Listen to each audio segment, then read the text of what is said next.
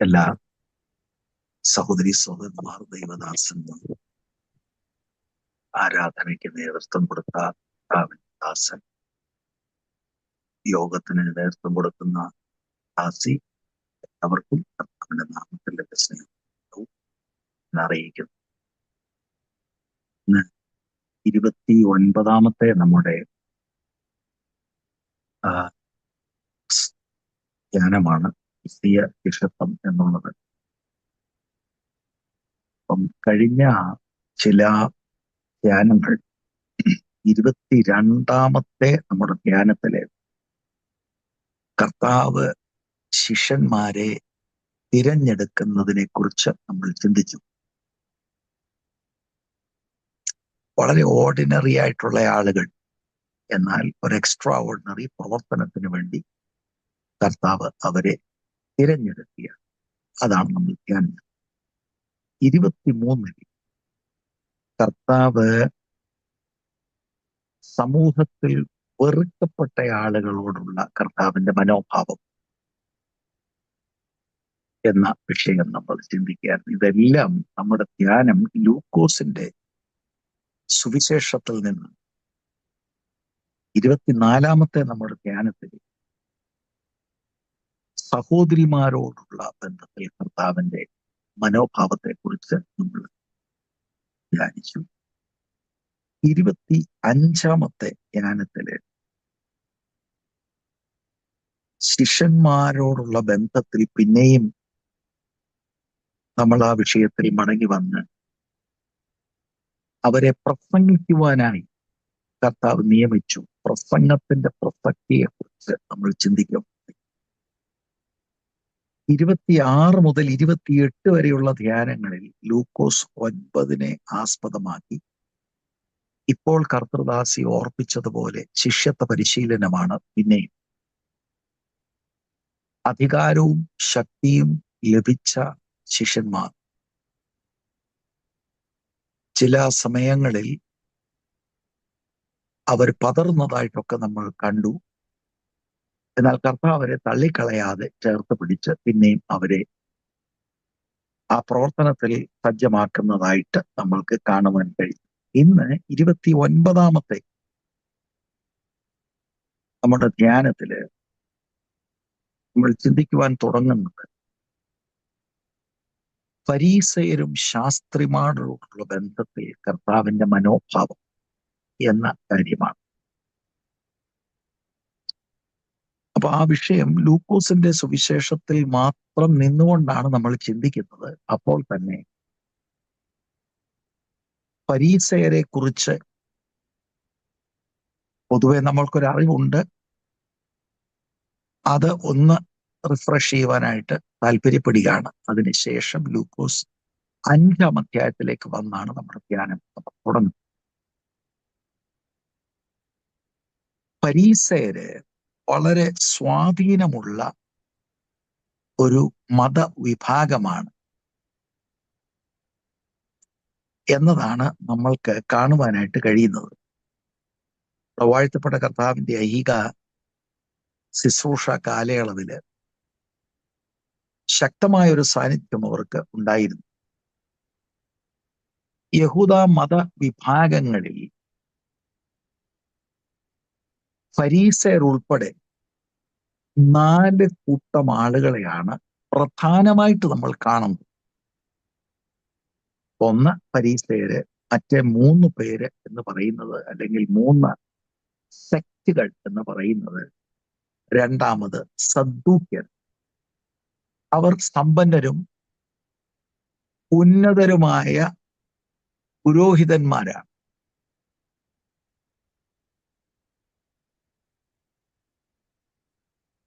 രണ്ടാമത് എരിവുകാരൻ. അവര് റോമിൽ നിന്ന് യഹൂദന്മാർക്ക് സ്വാതന്ത്ര്യം നേടിക്കൊടുക്കുവാൻ വേണ്ടി രാഷ്ട്രീയമായി അവര് ഒരുപാട് പ്രവർത്തനം ചെയ്തവരാണ്. രാഷ്ട്രീയ വിപ്ലവകാരികളാണ് എരിവുകാർ.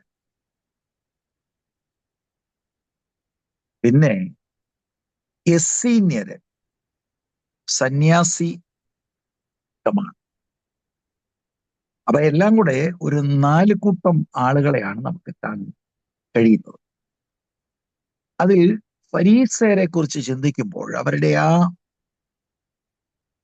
പേര് തന്നെ അതിന്റെ എബ്രായ പദം നമ്മൾക്ക് തരുന്ന അറിവ്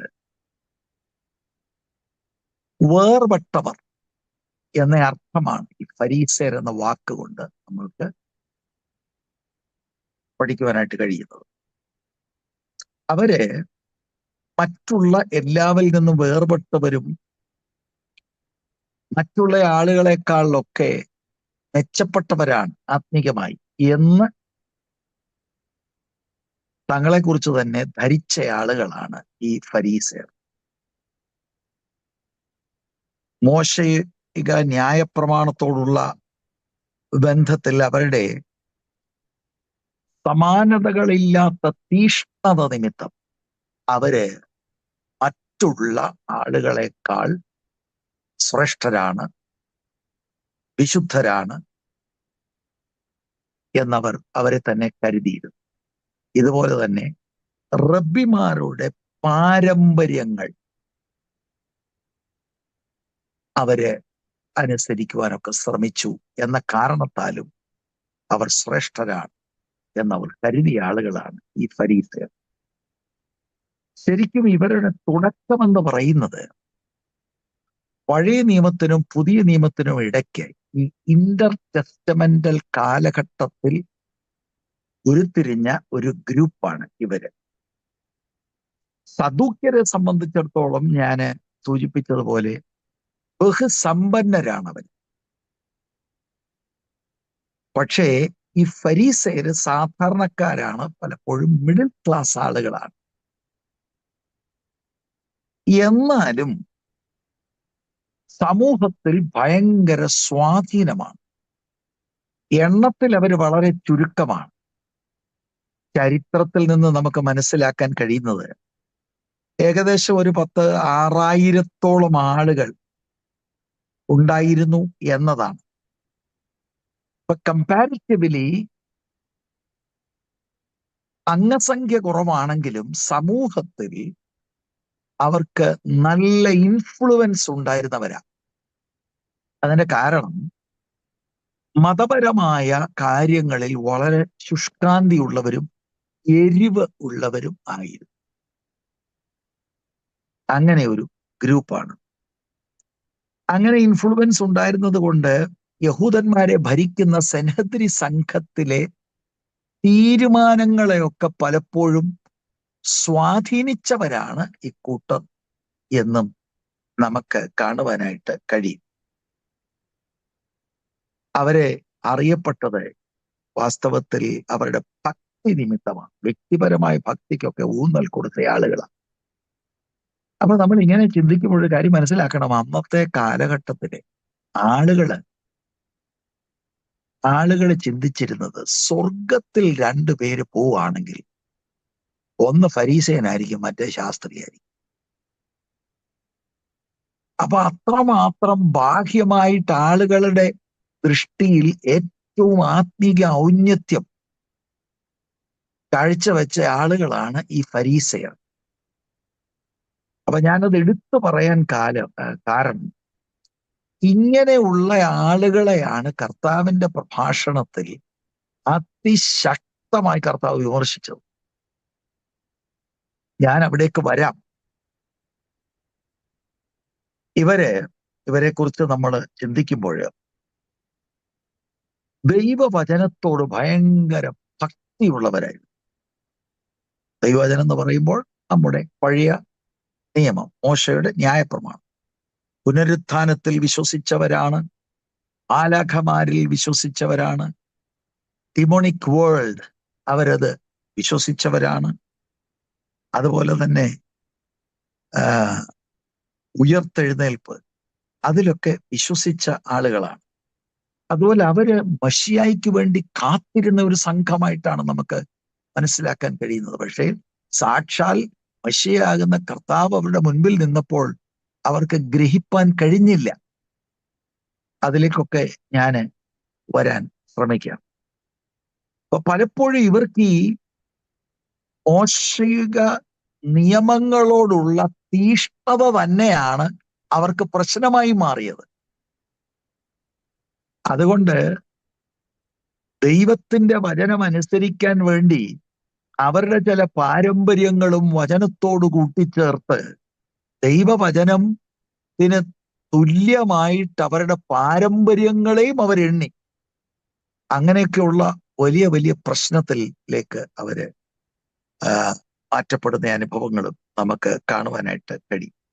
അപ്പൊ കർത്താവിന്റെ ശുശ്രൂഷയിൽ എപ്പോഴും ഈ ഫരീസയർ, ശാസ്ത്രിമാർ ഇവരുമായിട്ട് നിരന്തരം കോൺഫ്ലിക്റ്റ് നമുക്ക് കാണാൻ കഴിയും.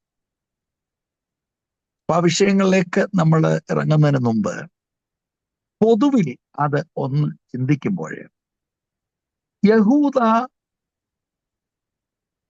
സമൂഹത്തിൽ ഇത്രയധികം സ്വാധീനമുള്ള ഈ കൂട്ടരോടുള്ള സമീപനത്തിൽ ഒരു വിട്ടുവീഴ്ചയും കർത്താവ് കാണിക്കുന്നില്ല. വാസ്തവത്തിൽ കർത്താവ് ഇങ്ങനെ 30-ാമത്തെ വയസ്സിൽ പൊതു ശുശ്രൂഷയ്ക്ക് ഇറങ്ങുമ്പോൾ ഏതെങ്കിലും നിലയിൽ ആദ്യത്തെ തുടക്കത്തിലൊക്കെ ഒന്ന് കണ്ണടയ്ക്കുന്ന അനുഭവം ഇല്ല. ഇന്നൊക്കെയാണെങ്കിൽ നമ്മൾ എന്ത് പറയും? ഒരു ശുശ്രൂഷകൻ രംഗത്ത് വരുമ്പോൾ എല്ലാം ഒന്നും വെട്ടിത്തുറന്നൊന്നും പറയരുത്. ഒരു അഡ്ജസ്റ്റ്മെന്റ് ഇപ്പോ വേദികളുമൊക്കെ കിട്ടി ഒന്ന് ഉറയ്ക്കട്ടെ, എന്നിട്ടാട്ട്.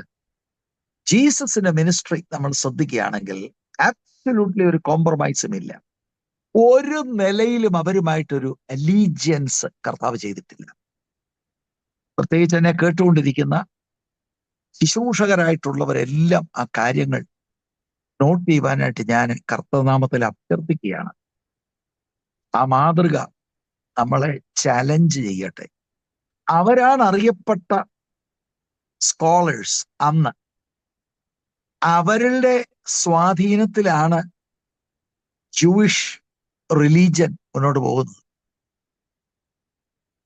വളരെ ഇൻഫ്ലുവൻഷ്യൽ ആളുകളാണെങ്കിലും നോ കോംപ്രമൈസ് വിത്ത് ജീസസ്. അത് മാത്രമല്ല, അതിശക്തമായി ഇവരെ റിഫ്യൂട്ട് ചെയ്യുന്നതായിട്ട് കാണിക്കുന്നു ദൈവവചനത്തിൽ. അതുപോലെ അവരുടെ കാപട്യ ജീവിതത്തെ കർത്താവ് തുറന്നു കാട്ടുന്നു. അത് നമുക്ക് വ്യത്യസ്തമാകുന്ന ബൈബിൾ പാസേജുകളിൽ നമുക്ക് കാണുവാനായിട്ട് കഴിയും. അവരുടെ ആ ഹിപ്പോക്രിറ്റിക്കൽ ലൈഫ്.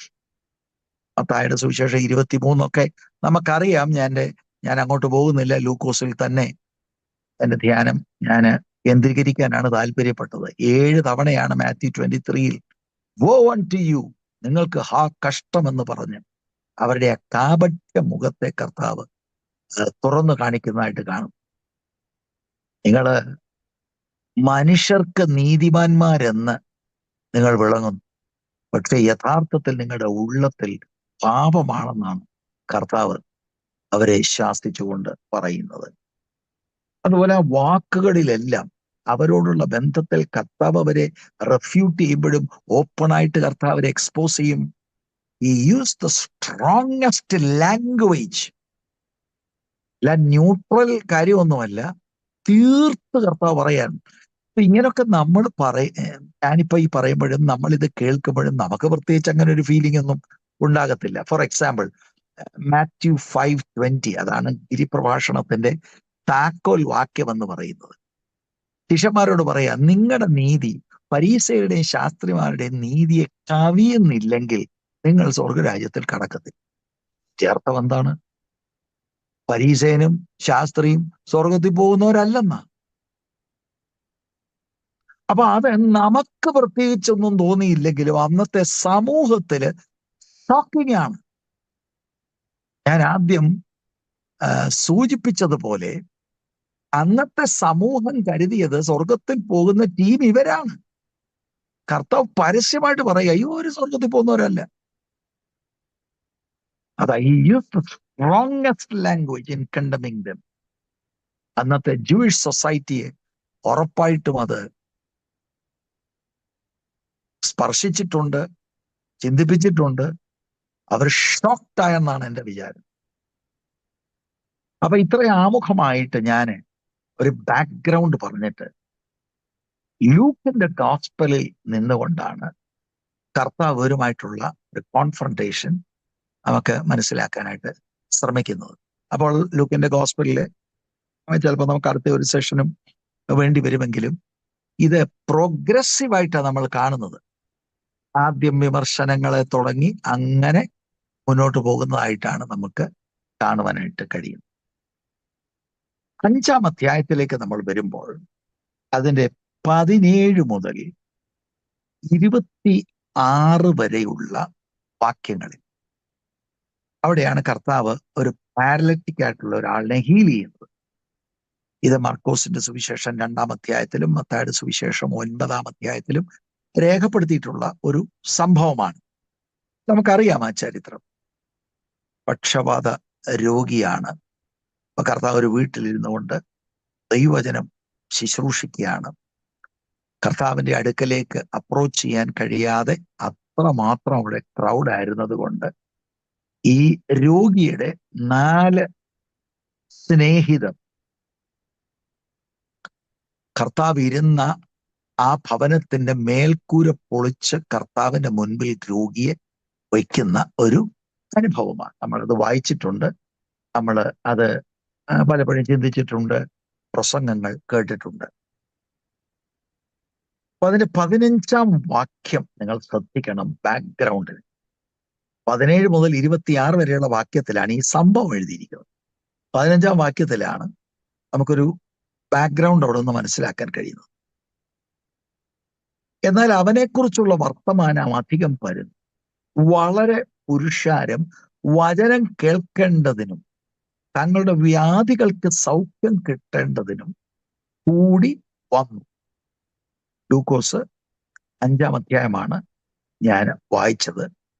16-ാം വാക്യത്തിൽ അവനും നിർജ്ജന ദേശത്ത് വാങ്ങിപ്പോയി പ്രാർത്ഥിച്ചുകൊണ്ടിരുന്നു. എന്നിട്ടാണ് 17 മുതൽ നമുക്ക് നമ്മുടെ ആ ടെക്സ്റ്റ് അവിടെ രേഖപ്പെടുത്തിയിരിക്കുന്നത്. അപ്പം കർത്താവിന്റെ ആ മിനിസ്ട്രിയില് കർത്താവ് വളരെ അറിയപ്പെട്ട ഒരു വ്യക്തിത്വമായി മാറി. അവനെക്കുറിച്ചുള്ള വർത്തമാനം അധികം വരുന്നു. അപ്പൊ ഈ ബാക്ക്ഡ്രോപ്പിൽ 17-ാം വാക്യം ഇനി നമ്മൾ പരിശോധിക്കുമ്പോൾ, അവൻ ഒരു ദിവസം ഉപദേശിക്കുമ്പോൾ ഗലീലയിലും യഹൂദ്യയിലുമുള്ള സകല ഗ്രാമങ്ങളിൽ നിന്നും യെരുശലേമിൽ നിന്നും വന്ന പരീശന്മാരും ന്യായശാസ്ത്രിമാരും അവിടെ ഇരുന്നിരുന്നു. സൗഖ്യമാക്കുവാൻ കർത്താവിന്റെ ശക്തി അവനോട് കൂടെ ഉണ്ടായിരുന്നു.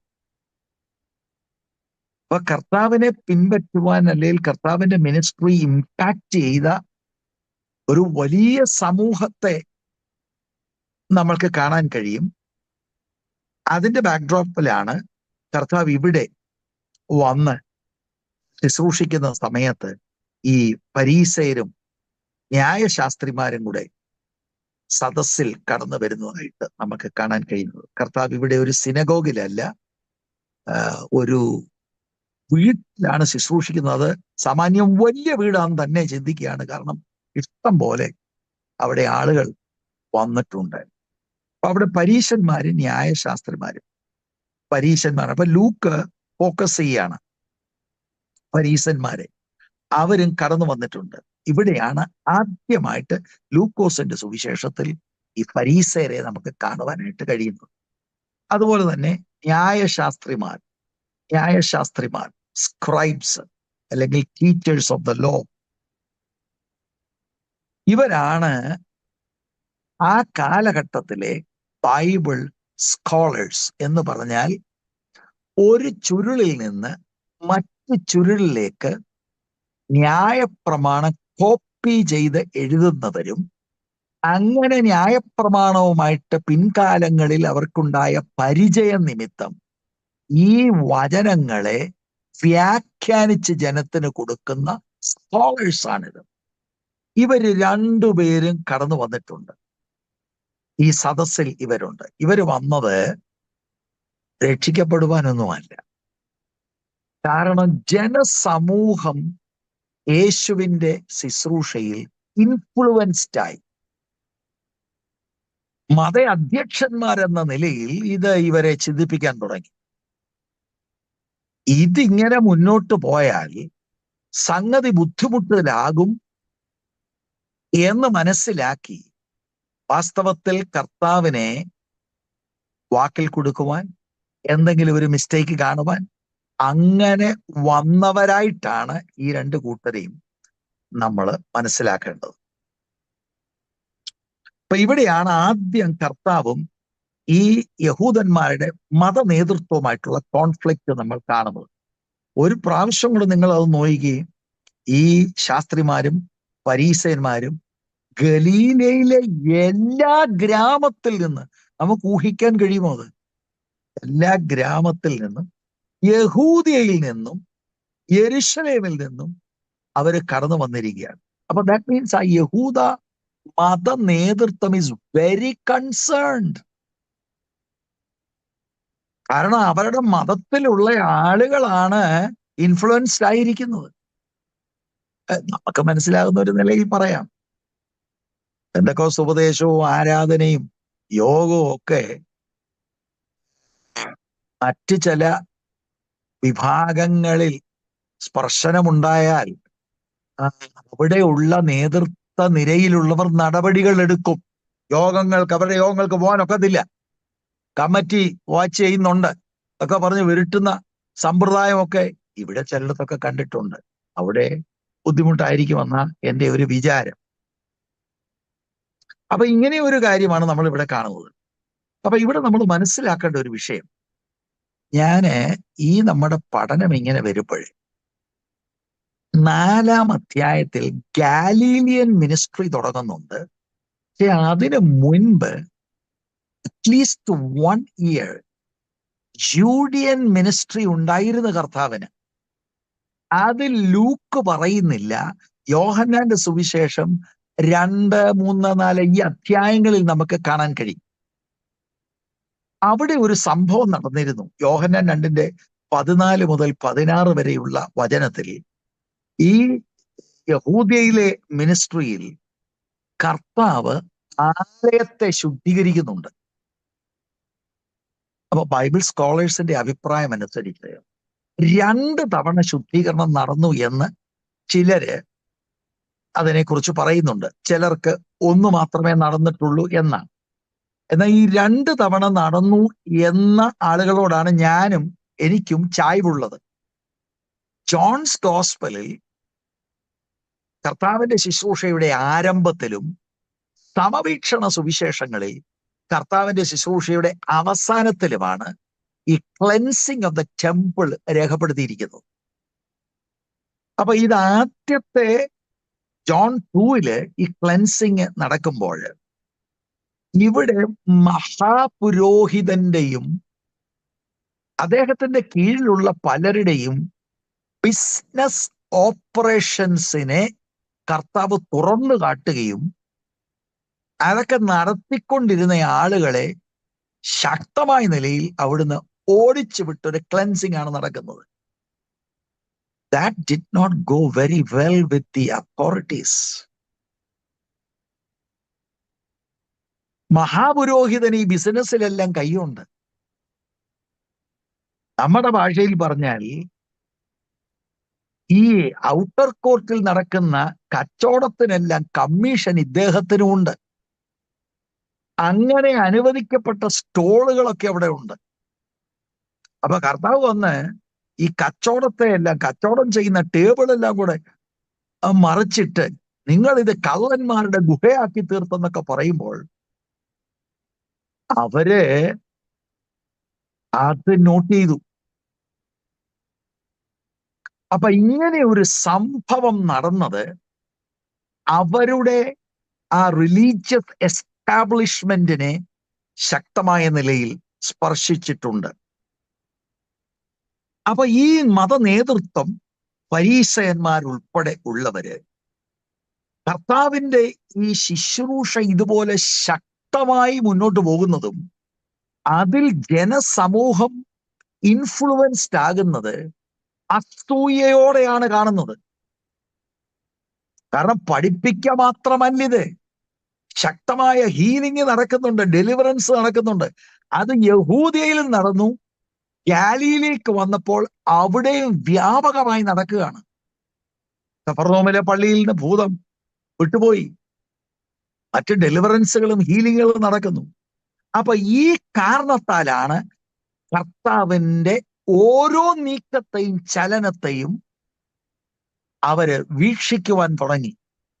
ഇങ്ങനെ പോയാൽ ഇത് ബുദ്ധിമുട്ടാണ് എന്ന ഒരു സ്ഥിതിയിലേക്ക് വന്നു. ഇവിടെ ഒരു കാര്യം ഞാൻ പറഞ്ഞു മുന്നോട്ട് പോകാം. കാലഘട്ടത്തിന്റെ രീതികൾക്ക് ചേരാതെ ദൈവവചനത്തിന്റെ സത്യം വിളംബരം ചെയ്താൽ നോട്ടപ്പുള്ളിയാകുമെന്നുള്ളതിന് യാതൊരു സംശയവും വേണ്ട. എക്സിസ്റ്റിംഗ് സിസ്റ്റം പ്രാബല്യത്തിലാണെങ്കിൽ, എക്സിസ്റ്റിംഗ് സിസ്റ്റം ആളുകൾക്ക് ഡെലിവറൻസ് കൊണ്ടുവരുന്നതല്ലെങ്കിൽ, നിലവിലുള്ള സമ്പ്രദായം ആളുകളെ വഞ്ചിക്കുന്നതാണെന്ന് ക്രിസ്തുവിന്റെ ആത്മാവിനാൽ പിടിക്കപ്പെട്ട് ഈ കാലഘട്ടത്തിലുള്ള ഒരു ദൈവത്തിന്റെ ദാസിയോ ദൈവത്തിന്റെ ദാസനോ ശക്തമായ ഭാഷയിൽ ദൈവത്തിന്റെ വചനം വിളംബരം ചെയ്താൽ you can take it down in writing. നിങ്ങൾ നോട്ടപ്പുള്ളിയാവും. ഇവിടെയാണ് ഈ കാലഘട്ടത്തിൽ ഒരുപാട് പേർക്ക് സ്ട്രെസ് ഉണ്ടാകുന്നത്. എന്നാ പിന്നെ ഒരു അഡ്ജസ്റ്റ്മെന്റിൽ അങ്ങ് പോകാം.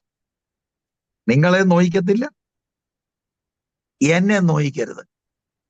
നമുക്ക് ഭായി ആയിട്ട് കൈയോട് കൈ ചേർന്ന് ഏതായാലും അപ്പോഴത്തേക്ക് നമ്മൾ ഭയങ്കര കാര്യങ്ങളാണ്.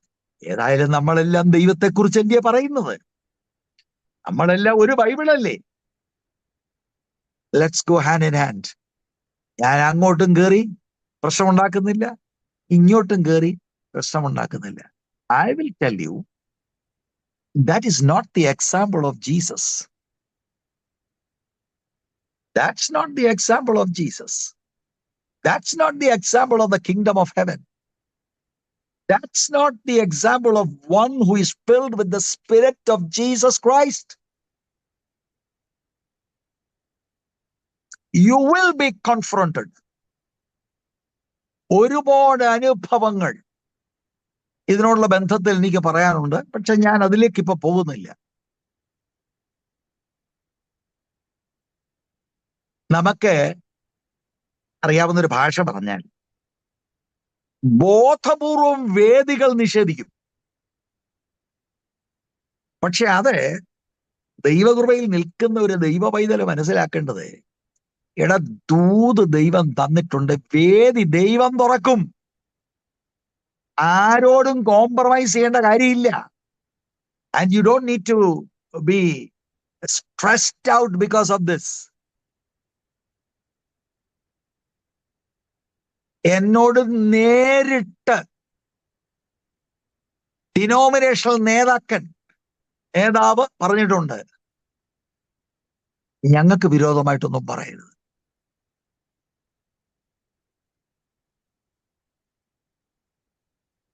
കോംപ്രമൈസ് ചെയ്ത് ബൈ ആയാൽ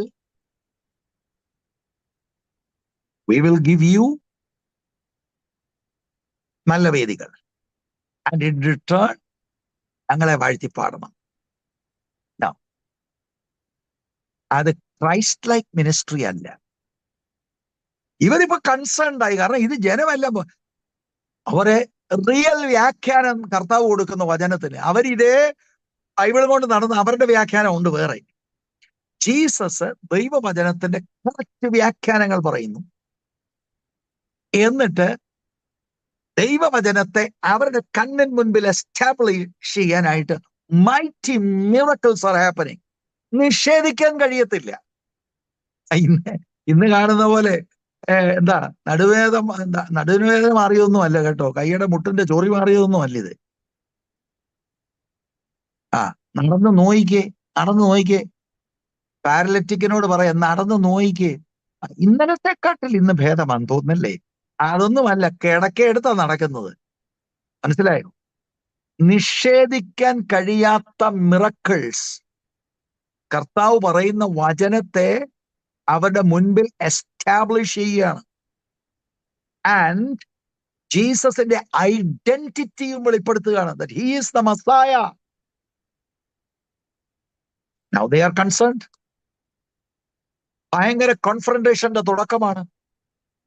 ഇവര് എല്ലാ ഗ്രാമങ്ങളിൽ നിന്നും ഇളകി വന്നിരിക്കുകയാണ്. അതുപോലെ എന്തൊരു ധൈര്യമാണ്, എന്തൊരു അനോയിന്റിംഗ് ആണിത്.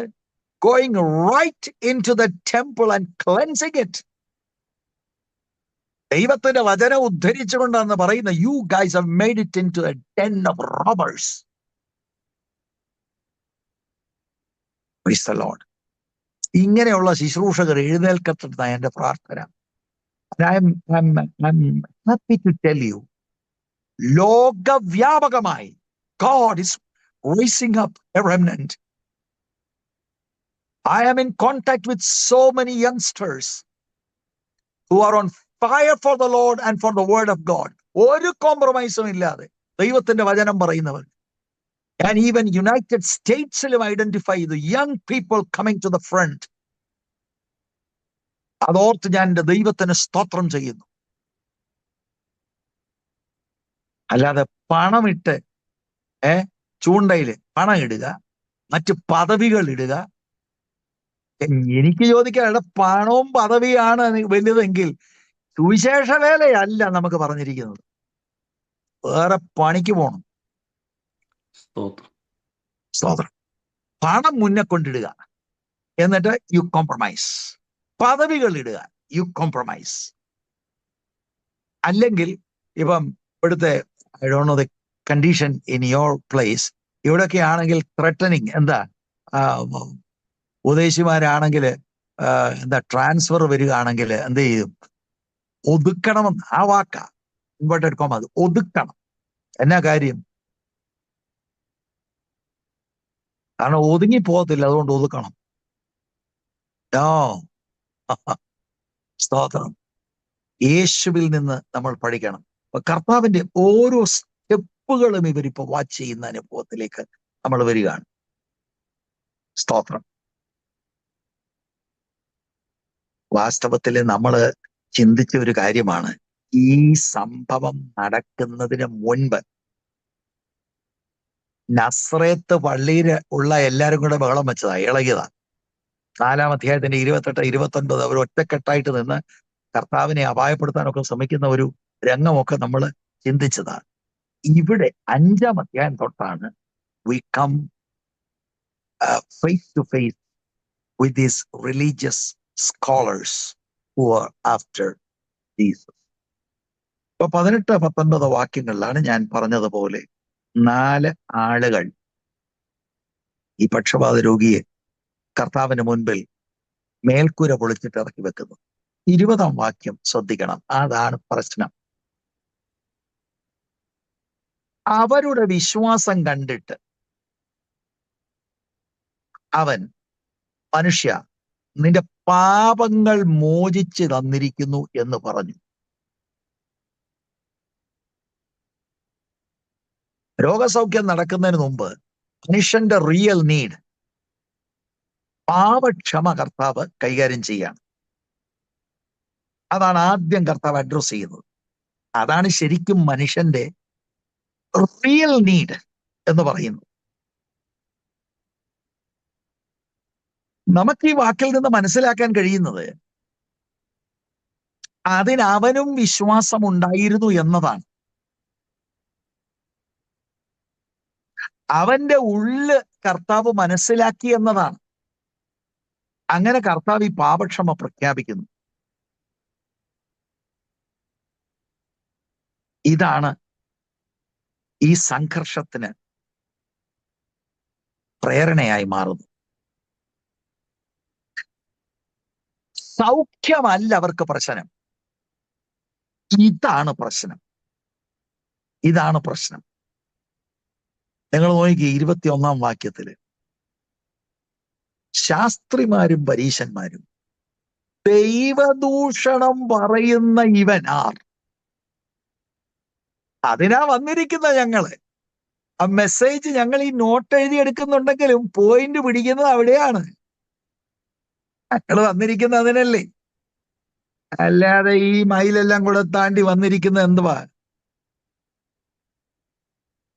ദൈവം ഒരുവനല്ലാതെ പാപങ്ങളെ മോചിപ്പാൻ കഴിയുന്നവൻ ആർ എന്ന് ചിന്തിച്ചു തുടങ്ങി. അതൊന്ന് നോട്ട് ചെയ്തോണം, ഞാൻ വരാം. ഇതുപോലെ ഒരു വാക്യം ലൂക്കോസിന്റെ സുവിശേഷം 7-ാം അധ്യായം 49. അത് 36 മുതൽ 50 വരെ, 7-ന്റെ 36 മുതൽ 50 വരെ പാപിനിയായ ഒരു സഹോദരി ഒരു ഫരീസയന്റെ വീട്ടിൽ കർത്താവ് ഭക്ഷണം കഴിക്കുമ്പോൾ അവിടെ വന്ന് കർത്താവിന്റെ കാൽപാദം കരച്ചിലുകൊണ്ട് നനയ്ക്കുന്നു. നമുക്ക് ആ വിഷയം അറിയാം. അവിടെ 49-ാം വാക്യത്തിൽ അവനോട് കൂടെ പന്തിയിലിരുന്നവർ പാപമോചനവും കൊടുക്കുന്ന ഇവൻ ആർ എന്ന് തമ്മിൽ പറഞ്ഞു തുടങ്ങി. ദൈവം മോടെ പാപം ക്ഷമിക്കട്ടെ എന്ന് പറഞ്ഞാൽ അത് മനസ്സിലാക്കാം. പക്ഷെ യേശു പാപം ക്ഷമിക്കുക. That's the point. Brother, God will forgive your sins. Oh, they can understand that. പക്ഷെ ഇവിടെയെല്ലാം ജീസസ് പാപം ക്ഷമിക്കുകയാണ് പരസ്യമായിട്ട്. ഒരിടത്ത് അവർ ചിന്തിക്കുകയാണ്. ഇവിടെയും ആളുകൾക്ക് ബുദ്ധിമുട്ടായി. 7-ാം അധ്യായത്തിലും അവിടെ അവർ പറഞ്ഞു തുടങ്ങിയാണ് തമ്മിൽ. ദൈവദൂഷണം ആണ് അവരുടെ ദൃഷ്ടിയിൽ. അപ്പൊ ഇവിടെ നമ്മളൊരു കാര്യം മനസ്സിലാക്കണം. ഇത്ര ബൈബിൾ അറിയാവുന്നവർ, മശിയായ്ക്ക് വേണ്ടി കാത്തിരിക്കുന്നവർ, ചില ചിന്തകർ പറയുന്നത് തലമുടി നാരെടുത്താൽ 4ആയിട്ട് കീറി വ്യാഖ്യാനിക്കുമെന്ന്. ഭയങ്കര പാണ്ഡിത്യമാണ്. പക്ഷേ മശിയായ്ക്ക് വേണ്ടി കാത്തിരിക്കുന്ന ഈ പണ്ഡിതന്മാർക്ക് സാക്ഷാൽ മെസ്സിയായി വന്ന് ഈ ദൈവവചനം എല്ലാം പറഞ്ഞു കൊടുത്ത് ഈ അത്ഭുതങ്ങളെല്ലാം നടക്കുമ്പോഴും they just could not see the truth. എത്ര ഭയാനകമാണിത്.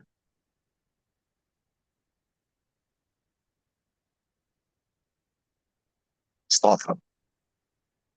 എന്താണ് ഇവര് ദൈവദൂഷണം? ദൈവദൂഷണം എന്ന് പറയുന്നത് അതിന്റെ നമ്മളൊന്ന് ശ്രദ്ധിച്ചാൽ ഈ ദൈവദൂഷണം എന്ന് പറയുന്നത് ഏറ്റവും ഹീനമായ കുറ്റകൃത്യമാണ്. അതില് ഒരു ഒരു ഒരു ലെവൽ എന്ന് പറയുന്നത് നമ്മൾ ദൈവവചനത്തെ കുറിച്ച് തെറ്റായ നിലയിൽ വ്യാഖ്യാനിക്കുക എന്നൊക്കെ ഉള്ളതാണ്. ഇപ്പൊ സ്തേഫാനോസ് അല്ലെ പൗലോസ് ഇവരെയൊക്കെ തെറ്റായ നിലയിൽ തെറ്റായി ഇവരെ ആരോപിച്ചിട്ടുണ്ട്, ഫോൾസായിട്ട് അക്യൂസ് ചെയ്തിട്ടുണ്ട്, ദൈവദൂഷണം പറയുന്നു. കാരണം ദൈവത്തിന്റെ ന്യായപ്രമാണത്തെ ഇവർ തെറ്റായി വ്യാഖ്യാനിച്ചു അല്ലെ തെറ്റു പറഞ്ഞു എന്നൊക്കെ പറയുന്നുണ്ട്. അത് ദൈവദൂഷണമായിട്ടാണ് കണക്ക് കൂട്ടുന്നത്. വേറൊരു ദൈവദൂഷണം എന്ന് പറഞ്ഞാൽ ദൈവത്തെ കുറിച്ച് ശാപവാക്കുകൾ പറയുന്നത് ദൈവദൂഷണമാണ്. എന്നാൽ ഇതിന്റെ ഏറ്റവും സീരിയസ് ആയിട്ടുള്ള കാര്യം എന്ന് പറയുന്നത് ദൈവം മാത്രം ചെയ്യുന്ന ദൈവത്തിന്റെ ചില ക്വാളിറ്റികൾ സ്വന്തമായി എടുത്ത് ദൈവത്തിന്റെ സ്ഥാനം എടുത്തുകൊണ്ട് ചെയ്യുക. അതാണ് അവരുടെ ചിന്തയിൽ കർത്താവ് ചെയ്യുന്നത്. This is merely a man. How is he talking like this? പാപം ക്ഷമിക്കാൻ ദൈവത്തിന് മാത്രമേ കഴിയൂ. How is he saying that he can forgive since? Okay, ദൈവം നിന്റെ പാപം ക്ഷമിക്കട്ടെ എന്ന് പറഞ്ഞാൽ വി അണ്ടർസ്റ്റാൻഡ് ദാറ്റ്. അപ്പൊ ദൈവത്തിന് മാത്രം ചെയ്യാൻ ഒക്കുന്ന, ദൈവം മാത്രം ചെയ്യേണ്ട ഈ കാര്യം how is he doing this?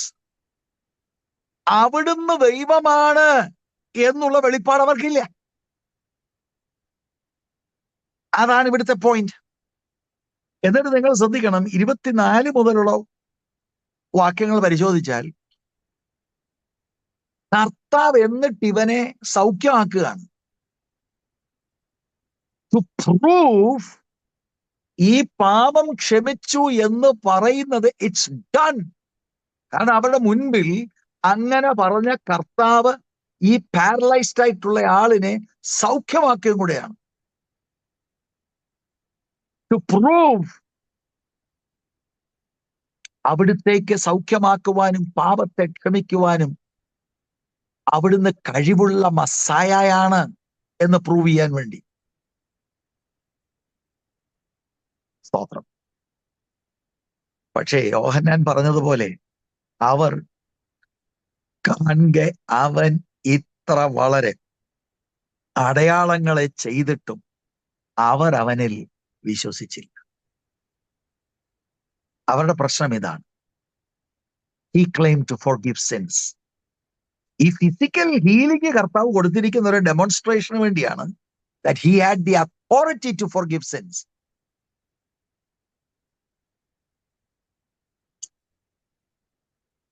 Okay, നിന്റെ പാപം ക്ഷമിച്ചിരിക്കുന്നു എന്ന് പറഞ്ഞാൽ എന്താ, ആർക്കെങ്കിലും എന്തെങ്കിലും കാണാൻ ഒക്കുമോ? ഒന്നുമില്ല. ക്ഷമിച്ചതായിരിക്കാം, ചിലപ്പോൾ ക്ഷമിച്ചില്ലായിരിക്കാം. പക്ഷെ പാരലൈസ്ഡ് ആയിട്ട് കിടക്കുന്ന ആളിനോട് എഴുന്നേറ്റ് നടക്കാന്ന് പറഞ്ഞിട്ട് എഴുന്നേറ്റില്ലെങ്കിൽ അത് ബാഹ്യമായിട്ട് എല്ലാവർക്കും കാണാൻ കഴിയും. He has no power.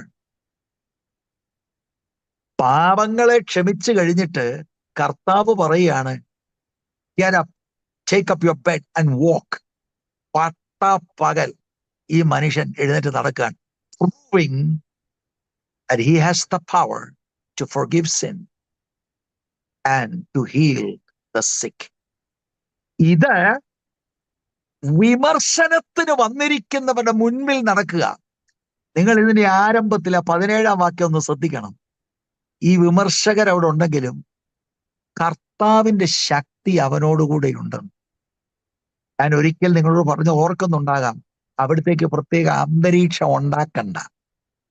വിമർശിക്കുന്നവരുടെ നടുവിലും ദൈവശക്തി വ്യാപരിക്കും. The power of the Holy Spirit was with the Lord to heal. അപ്പോഴാണ് ഈ വിമർശനങ്ങൾ വരുന്നത്. അതവര് ചിന്തിച്ചതേ ഉള്ളൂ.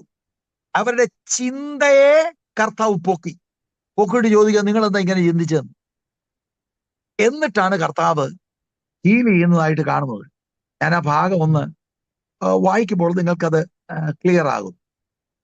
22-ാം വാക്യം, യേശു അവരുടെ ചിന്തകളെ അറിഞ്ഞവരോട്, അത് തന്നെ ഇറ്റ് മസ്റ്റ് ഷോക്ക് ദം.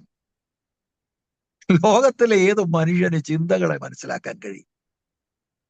ചിന്തകളെല്ലാം കൂടെ മനസ്സിലായിരുന്നെങ്കിൽ നമ്മളെല്ലാരും കൂടി ഇപ്പൊ സൂം ഓഫ് ചെയ്തതിന്.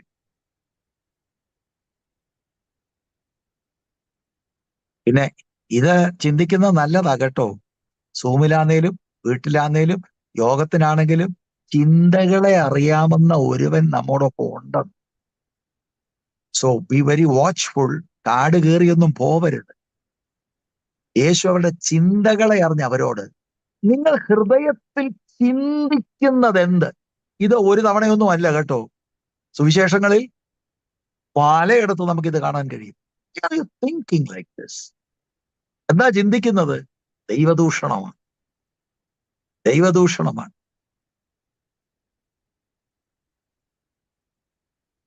നിന്റെ പാപങ്ങൾ മോചിച്ച് തന്നിരിക്കുന്നു എന്ന് പറയുന്നതോ എഴുന്നേറ്റ് നടക്ക എന്ന് പറയുന്നതോ ഏതാകുന്നു എളുപ്പമെന്ന് ചോദിച്ചു.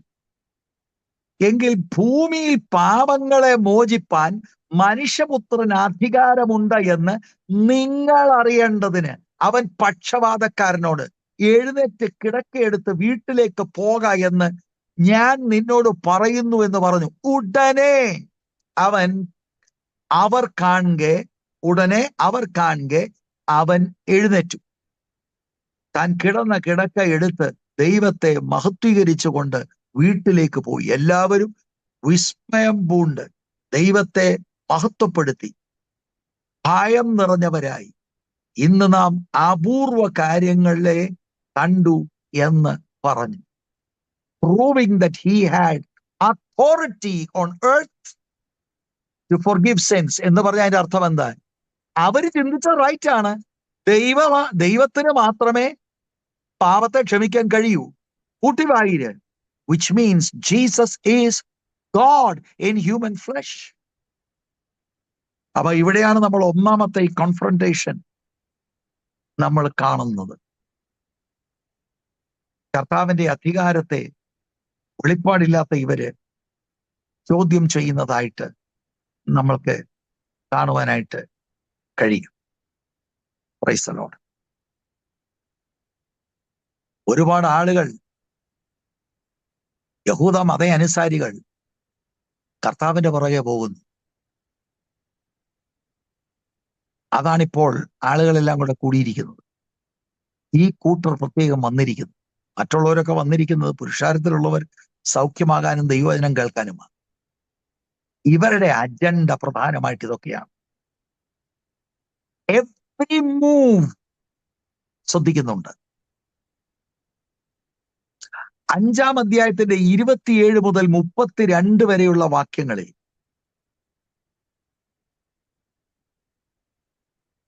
മത്തായി അല്ലെങ്കിൽ ലേവിയെ കർത്താവ് വിളിക്കുന്നു കർത്താവിനെ അനുഗമിക്കാൻ. എല്ലാം വിട്ടിട്ട് കർത്താവിനെ അനുഗമിക്കുന്നു. അതിനോടുള്ള ബന്ധത്തിൽ, തന്റെ ഹൃദയത്തിൽ വന്ന മാറ്റത്തോടുള്ള ബന്ധത്തിൽ അദ്ദേഹത്തിന്റെ വീട്ടിൽ ഒരു വിരുന്ന് കർത്താവിന് വേണ്ടി ഒരുക്കുന്നു.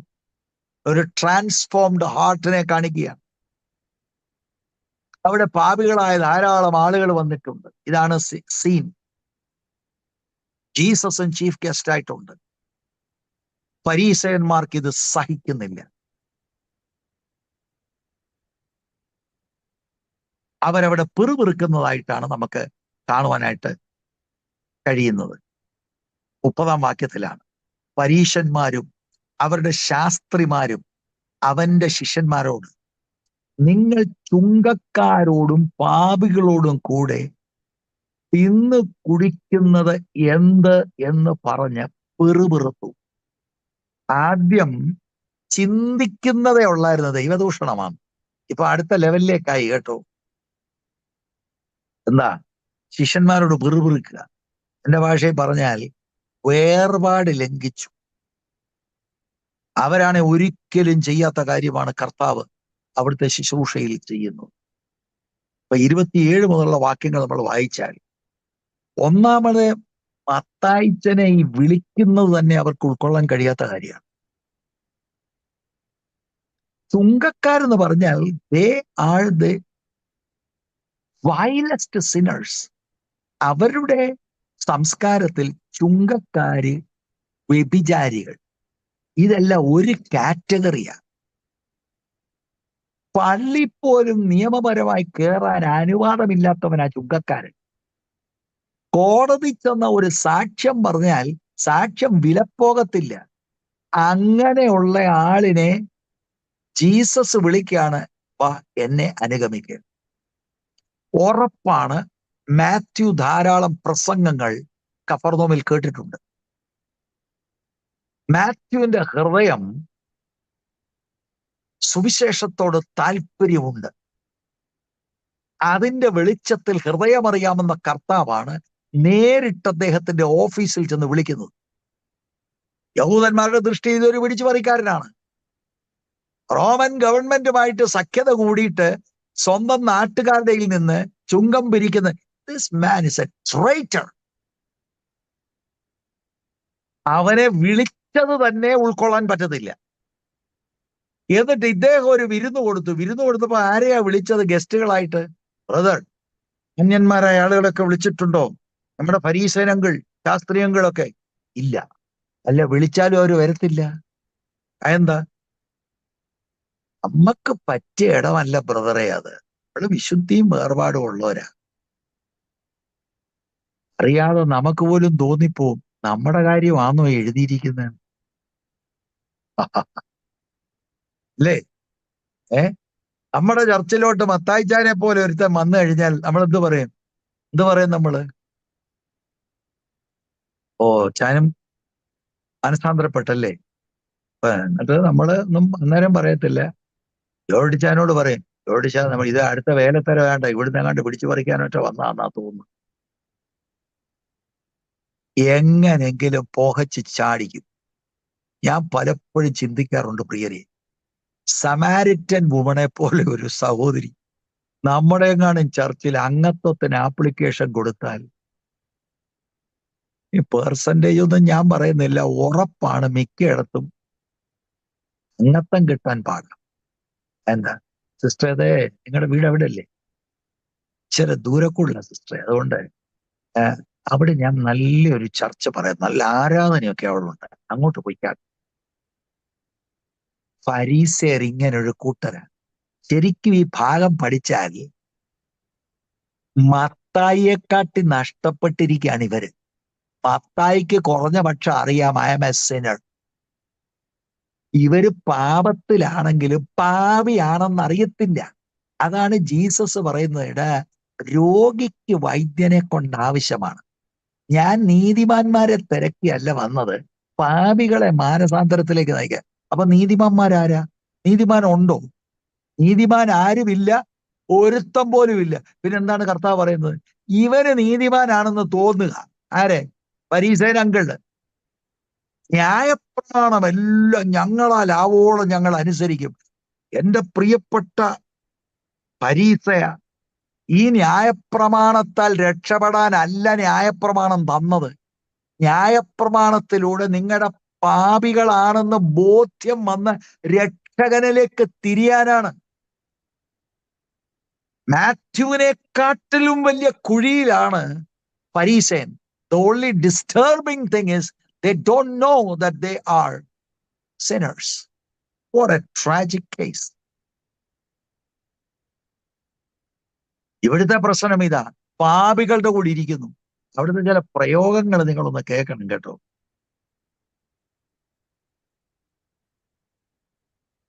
അതിന്റെ 30-ാം വാക്യം ഞാൻ വായിച്ചല്ലോ. അതിന് മുൻപുള്ള 27 മുതൽ വാക്യങ്ങൾ പെട്ടെന്നൊന്ന് വായിക്കാം നമുക്ക്. അതിനുശേഷം അവൻ പുറപ്പെട്ട് എന്ന് പറഞ്ഞാൽ, നമ്മൾ നേരത്തെ ആ ബ്ലാസ്ഫീമിക്കുള്ള ആരോപണങ്ങളൊക്കെ ഫരീസേന്മാർ കഴിഞ്ഞ് അത് കഴിഞ്ഞിട്ട് ആ വീട്ടിൽ നിന്ന് ഇറങ്ങി എന്ന അർത്ഥത്തിൽ അതിന്റെ ശേഷം അവൻ പുറപ്പെട്ട് ലേവി എന്ന പേരുള്ള ഒരു ചുങ്കക്കാരൻ ചുങ്കസ്ഥലത്ത് ഇരിക്കുന്നത് കണ്ട് എന്നെ അനുഗമിക്കുക എന്ന് അവനോട് പറഞ്ഞു. അവൻ സകലവും വിട്ട്, ഈ സകലവും വിടുക എന്നൊക്കെ പറയുമ്പോൾ അതിനാണ് ഞാൻ പറഞ്ഞത്, already he knows about what Jesus is preaching. കർത്താവിന്റെ കൂടെ പോകാനുള്ള ഉൾവാഞ്ച ഉള്ളവനാണ്. സകലവും വിട്ട് എഴുന്നേറ്റ് അവനെ അനുഗമിച്ചു. ലേവി തന്റെ വീട്ടിൽ അവന് ഒരു വലിയ വിരുന്ന് ഒരുക്കി. ഇത് ശ്രദ്ധിക്കണം, ഇതിനു വേണ്ടിയാണ് ഞാൻ ഇത് വായിച്ചത്. ചുങ്കക്കാരും മറ്റും. എത്ര ബ്യൂട്ടിഫുൾ ആയിട്ടാണ് ലൂക്ക് അത്. ചുങ്കക്കാരെന്ന് പറഞ്ഞാൽ സമൂഹത്തിലെ ഏറ്റവും വെറുക്കപ്പെട്ട പാപികൾ. ഈ മറ്റു എന്ന് പറഞ്ഞാൽ എന്നാ? മറ്റും. ചുങ്കക്കാരെല്ലാരും ഉണ്ടായിരുന്നു എന്ന് പറഞ്ഞാൽ മതിയായിരുന്നല്ലോ. ആൻഡ് അതേഴ്സ്, ചുങ്കക്കാരും മറ്റും എന്ന് പറഞ്ഞാൽ വിശദീകരിക്കാതെ ആ കാറ്റഗറിയിലുള്ള കുറെ ആളുകൾ. സമൂഹത്തിലെ ഏറ്റവും വെറുക്കപ്പെട്ട നിന്ദിക്കപ്പെട്ട പാപികൾ, ചുങ്കക്കാർ, പ്രോസ്റ്റിറ്റ്യൂട്ട്സ്, ആ കാറ്റഗറിയിലുള്ള ചുങ്കക്കാരും മറ്റും വലിയൊരു പുരുഷാരം അവനോടുകൂടെ പന്തിയിലിരുന്നു.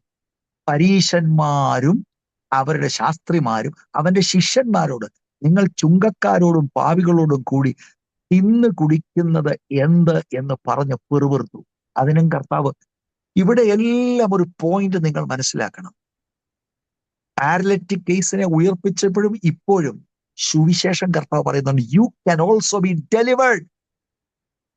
ഞാൻ നിന്റെ പാപത്തെ ക്ഷമിക്കുന്നു എന്ന് പറയുമ്പോൾ പാപിയായിരിക്കുന്ന ഫരീസയൻ പാപം ക്ഷമിക്കുന്ന കർത്താവിന്റെ മുൻപിലാണ്, പക്ഷെ ക്ഷമിക്കപ്പെടാതെ പോകുന്നു. Because he thinks he's righteous. യേശുമായിട്ടുള്ള കൺഫ്രണ്ടേഷനും യേശുവിന്റെ മനോഭാവം മനസ്സിലാക്കണം. ഈ രണ്ടാമത്തെ ഇൻസ്റ്റൻസിലും ദീനക്കാർക്കല്ലാതെ സൗഖ്യമുള്ളവർക്ക് വൈദ്യനെ കൊണ്ട് ആവശ്യമില്ല. അവർ പറയും കറക്റ്റ്, യവന്മാരെല്ലാം ദീനക്കാരാ, വൈദ്യനെ ആവശ്യമാ. നിനക്ക് ദീനമുണ്ടോ? No, perfectly all right. ഞാൻ നീതിമാന്മാരെ അല്ല പാപികളെ അത്രേ മാനസാന്തരത്തിന് വിളിപ്പാൻ വന്നിരിക്കുന്നത് എന്ന് ഉത്തരം പറഞ്ഞു. അവിടെ ഭയങ്കര കാര്യമാണത്. As long as you think that you are righteous, രക്ഷയില്ല. God gives grace to the humble.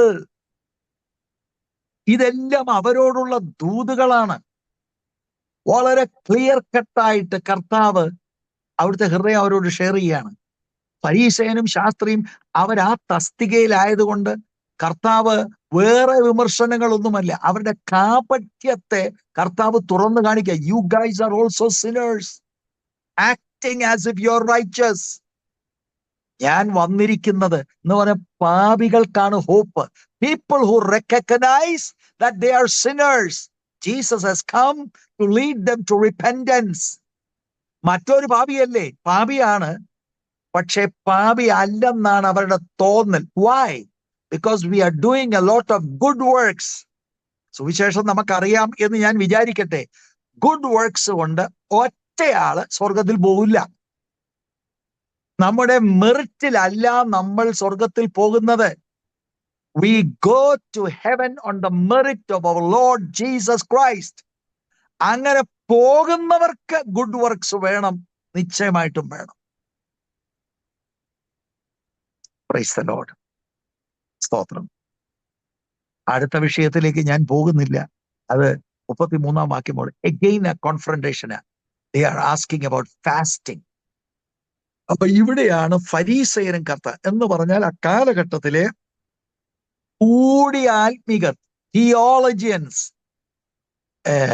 Community influencers. They are after Jesus. Jesus അവരോടും സുവിശേഷം പറയുന്നു. ഇനി അഡ്വാൻസ് ആയിട്ട് ഞാനൊരു കാര്യം പറയാം.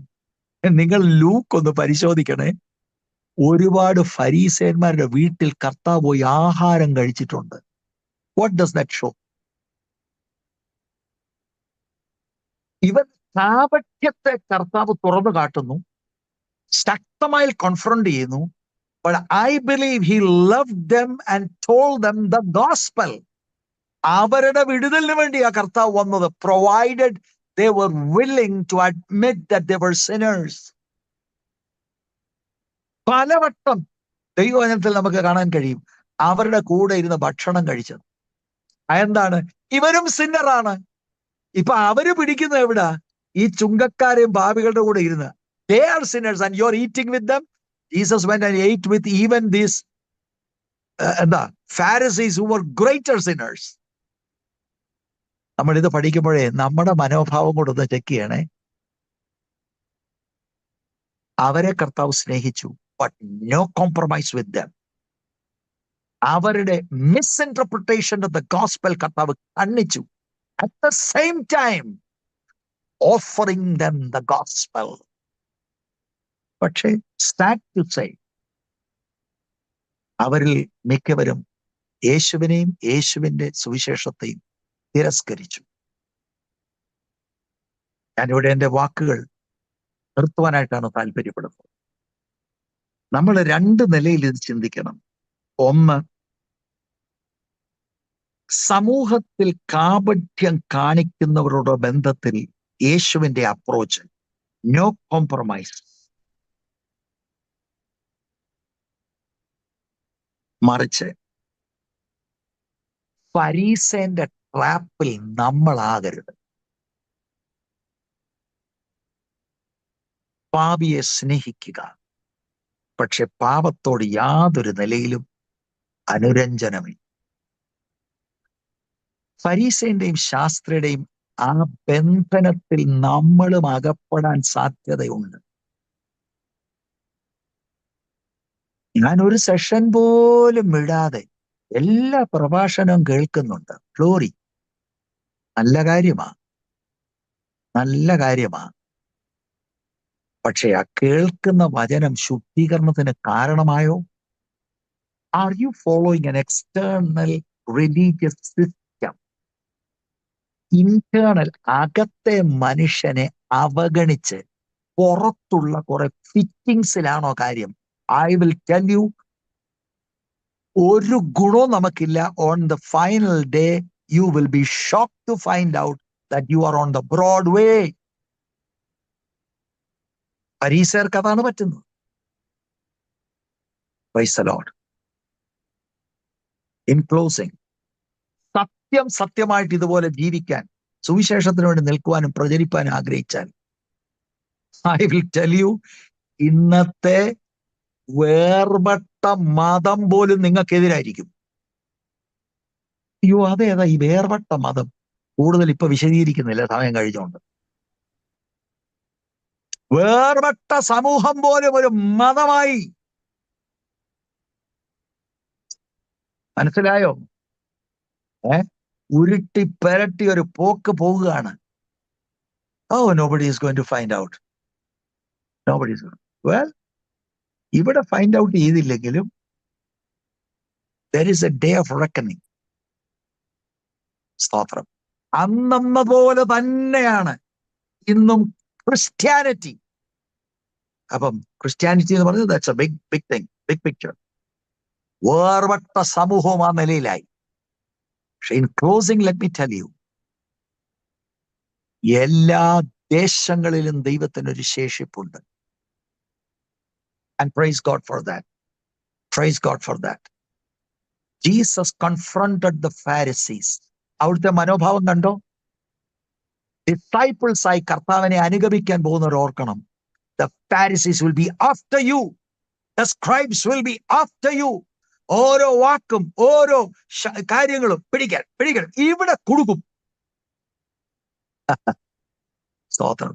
അയ്യോ, അവരെല്ലാം കൊടുക്കും, അതുകൊണ്ട് ഞാൻ ഇനിയും പ്രസംഗിക്കുന്നില്ല. നോ, അവരോടും പ്രസംഗിക്കണം, സകല ആളുകളോടും പ്രസംഗിക്കണം. സുവിശേഷം പാപികൾക്ക് വേണ്ടിയുള്ളത്. പാപത്തെ സമ്മതിക്കുന്നവന് വിടുതൽ പ്രാപിക്കും. ഉള്ളിൽ പാപം വെച്ച് പുറഞ്ചട്ട കെട്ടിക്കൊണ്ട് ആത്മീകരായി രംഗത്ത് വരുന്നവരെ കളിയാക്കാനും കുടുക്കാനും നോക്കിയാൽ സ്വർഗത്തിലെ ദൈവം ശക്തമായ നിലയിൽ ഇടപെടും. God bless you. കർത്താവ് എല്ലാവരെയും ധാരാളമായിട്ട് അനുഗ്രഹിക്കും.